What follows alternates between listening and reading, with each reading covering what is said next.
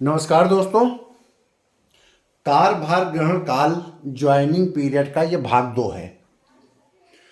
भाग 1 video upload करने के बाद हमारे एक अभ्यर्थी ने एक प्रश्न किया है कि सर ये बताइए कि अगर 30 दिन के ऊपर कोई व्यक्ति कारभार ग्रहण काल में रहता है तो क्या उसके लिए किसी प्रकार का अवकाश अनुमन्य कराना होगा या कारभार ग्रहण काल ही माना जाएगा।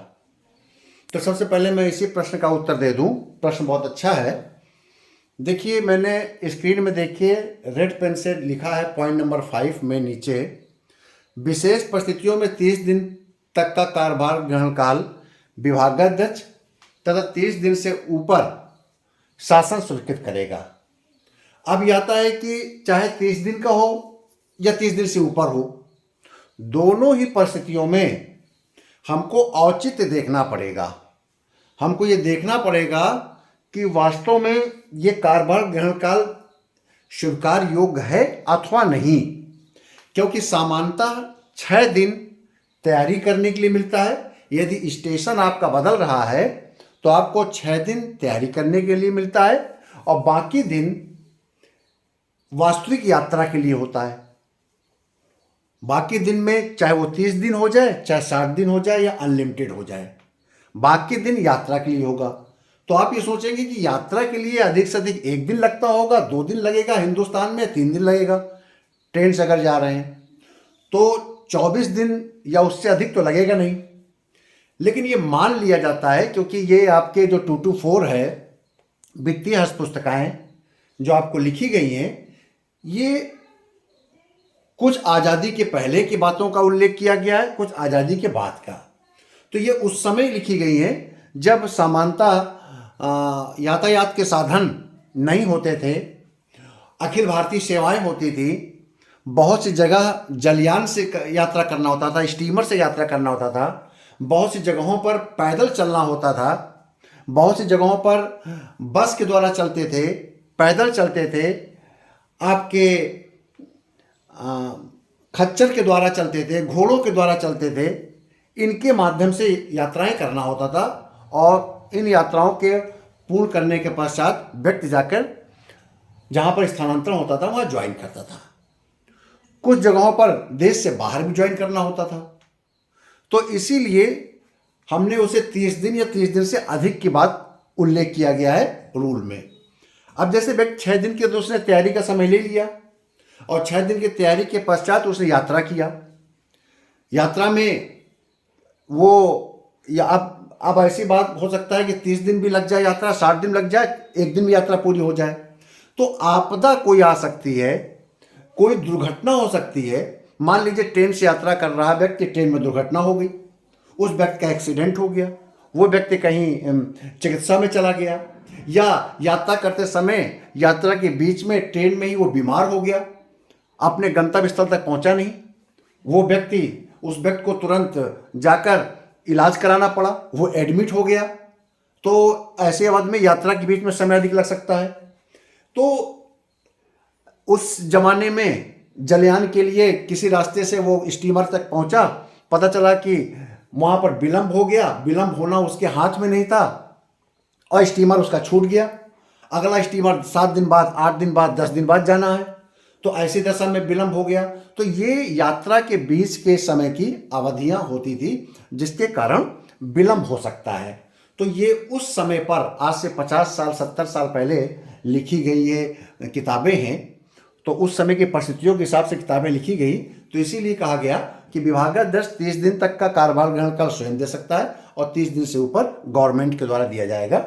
सामान्यतः आज के लिए देखा जाए तो आज के लिए 6 दिन तैयारी के लिए दिया जाता है और बाकी दिन वास्तविक यात्रा के लिए। आप दाहिने साइड देखिएगा, लाल कलर से लिखा गया है कि रेलगाड़ी से अगर यात्रा कर रहे हैं तो 500 किलोमीटर 1 दिन में आप यात्रा करेंगे, और मोटर कार या बस से कर रहे हैं तो 150 किलोमीटर 1 दिन में यात्रा करेंगे, और अन्य प्रकार से कर रहे हैं तो 25 किलोमीटर 1 दिन में करेंगे। अन्य प्रकार में आ गया घोड़ा, खच्चर, इनके द्वारा अगर आप कर रहे हैं तो इस आधार पर आप वास्तविक यात्रा के दिन निकाल सकते हैं और 6 दिन तैयारी के लिए निकाल सकते हैं।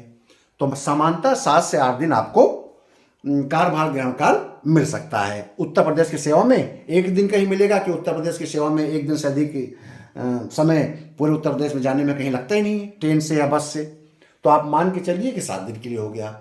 लेकिन 30 दिन या 30 दिन से ऊपर अगर आप कार्यभार ग्रहण काल लेते हैं तो उसको कार्यभार ग्रहण काल के रूप में माना जाएगा, किसी अवकाश में उसको शामिल नहीं किया जाएगा।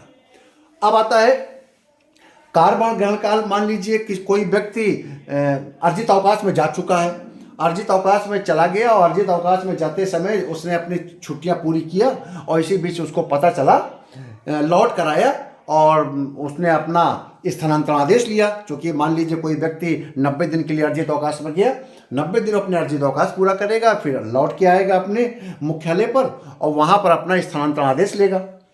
ऐसी दशा में भी वह व्यक्ति को कार्यभार ग्रहण काल लेने का अधिकार है।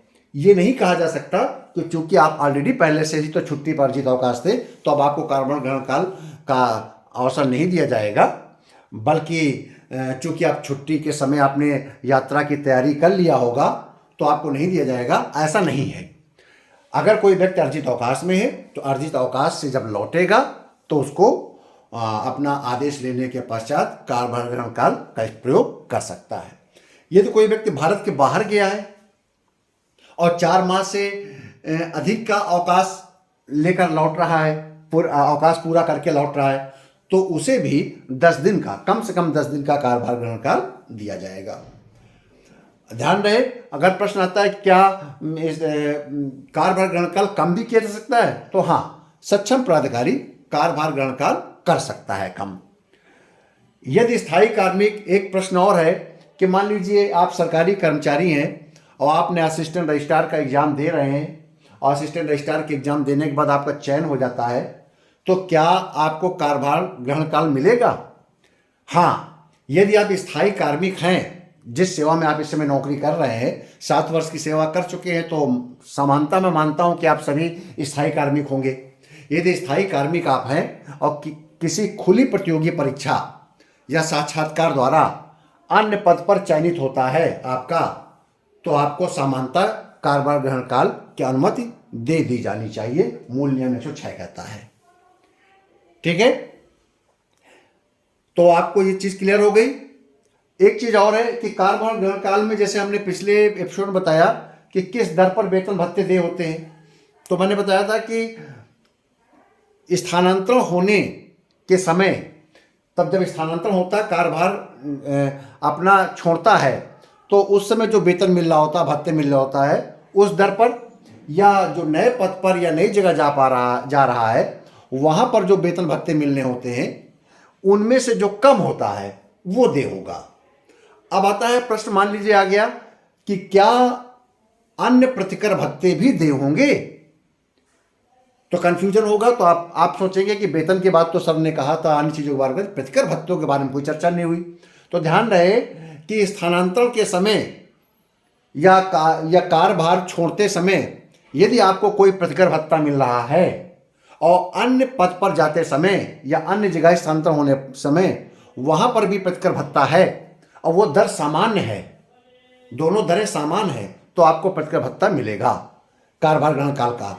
और यदि नई जगह पर दर कम है तो आपको कम दर पर मिलेगा, यानी कि इन दोनों में से जहां पर दर कम होगी उस कम दर के आधार पर आपको प्रतिकर भत्ता देय होगा। ठीक है, अब आता है एक नया पॉइंट है इसमें। एक मैं देख रहा था कि एक बार टिप्पणी आई थी, अंतर आया था, कार्यभार ग्रहण काल और बाध्य प्रतीक्षा काल में डिफरेंस बताइए। तो कार्यभार ग्रहण काल तो मैंने बता दिया।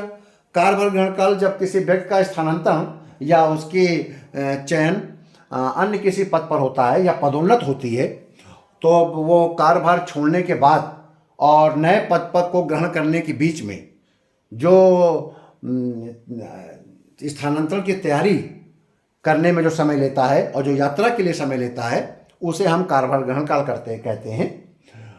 अब आता है बाध्य प्रतीक्षा काल। बाध्य प्रतीक्षा काल जब कोई व्यक्ति सरकारी ड्यूटी से, मान लीजिए किसी व्यक्ति ने जहां से उसका स्थानांतरण हुआ या जो जिस सेवा को छोड़कर आया और उसने नई जगह पर आकर अपना ड्यूटी सौंपी कि मैं आज यहाँ पर अपना कार्यभार ग्रहण कर रहा हूँ या अपनी ज्वाइनिंग दे रहा हूँ। और ज्वाइनिंग तो दिया, लेकिन उसको कार्यभार नहीं दिलाया गया, तो उसको प्रतीक्षा करनी पड़ रही है।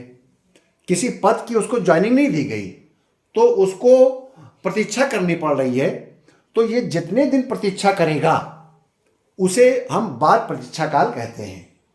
एक उदाहरण के द्वारा मैं समझाता हूं। मान लीजिए कोई आईएएस है, आईएएस ऑन डेपुटेशन भारत सरकार गया हुआ है।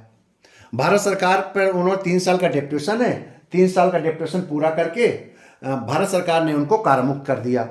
भारत सरकार से कार्यमुक्त होकर वो आईएएस अधिकारी उत्तर प्रदेश सचिवालय में मुख्य सचिव या कार्मिक विभाग में अपनी ज्वाइनिंग देगा कि महोदय मैं दिल्ली से कार्यमुक्त होकर आ गया हूँ, अब मैं उत्तर प्रदेश सरकार को अपनी ज्वाइनिंग दे रहा हूँ। अब कार्मिक विभाग ने ज्वाइनिंग तो ले लिया, लेकिन उसको पद नहीं दिया। और उस ड्यूटी में ज्वाइन करने के पश्चात जितने दिनों तक वो बिना काम के रहेगा, वो अवधि उसका बाद प्रतीक्षा काल रहेगी। मान लीजिए उसने 26 दिसंबर को उसने अपने उत्तर प्रदेश सरकार में आके ज्वाइनिंग दिया कि महोदय मैंने उत्तर प्रदेश सरकार में ज्वाइन कर लिया, और 5 जनवरी को उसको नया पद दिया जाता है कि आपको शासन में सचिव बनाया जाता है या आप किसी जिले में आप जिलाधिकारी बनाया जाता है। तो जब उसको कोई पद दिया जाएगा और जिस तारीख को उसने ड्यूटी ज्वाइन किया था और जिस तारीख को उसको नया पद सौंपा जाएगा, उस बीच की जो अवधि है उसको हम कंपलसरी वेटिंग पीरियड कहते हैं। ये ड्यूटी अवधि मानी जाती है और इस ड्यूटी अवधि का उसे वेतन भी दिया जाएगा जो उसे वेतन प्राप्त हो रहा था। और साथ साथ लेकिन इस अवधि का जो वेतन है वो वित्त विभाग की सहमति से आहरित किया जाता है। ध्यान रहे, बाद प्रतीक्षा काल कंपलसरी वेटिंग पीरियड का जो वेतन होगा वो वित्त विभाग की सहमति से किया जाएगा। तो आप समझ गए कार्यभार ग्रहण काल और बाद प्रतीक्षा काल। इसमें से आपको किसी भी बिंदु पर कोई भी संशय हो, संदेह हो, तो आप कमेंट्स बॉक्स में जरूर आप चर्चा कीजिएगा। उसका समेकित आपको समुचित आपको उत्तर दिया जाएगा। तो ये कार्यभार ग्रहण काल के भाग 1 और भाग 2 पूरा हो गया। अन्य एपिसोड पे, अन्य वीडियो में किसी अन्य विषय को हम लेंगे। बहुत बहुत धन्यवाद।